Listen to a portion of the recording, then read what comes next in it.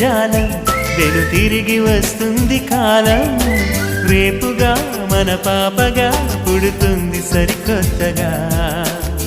నీవు నాకు తోడుగా నేను నీకు నీడగా ప్రతి రేయి తీయగా పిలుస్తోంది హాయిగా ఇలా ఉండిపోతే చాలుగా నువ్వంటే నాకిష్టమని